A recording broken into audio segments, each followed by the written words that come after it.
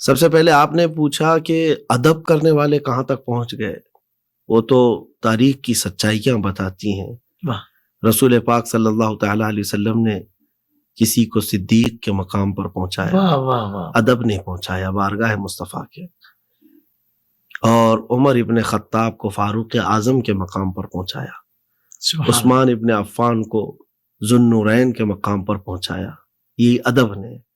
اور علی ابن ابی طالب کو حیدر کرار بنایا. واہ واہ واہ مفتی صاحب، واہ سبحان. رسول پاک صلی اللہ تعالی علیہ وسلم کے دربار کے ادب نے ان کو ان مقامات پر پہنچایا جس کو شاعر نے ایک ہی جملے میں یوں کہہ دیا ہے: ایک عرب نے آدمی کا بول بالا کر دیا، خاک کے ذروں کو ہمدوش سریا کر دیا.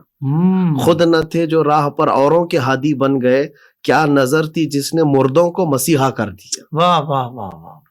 تو وہ رسول پاک صلی اللہ تعالی وسلم کی بارگاہ کا ادب کرنے والے ان مقامات پر پہنچے کہ دنیا حیرت زدہ ہے.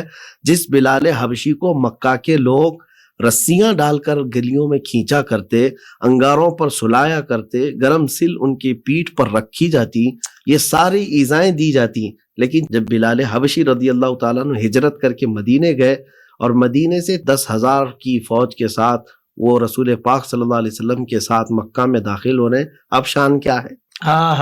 اب شان کیا ہے؟ وہ مکہ والے موجود ہیں جنہوں نے آپ کے پیروں میں رسیاں ڈال کر کھینچی، آپ کو ایذائیں دی.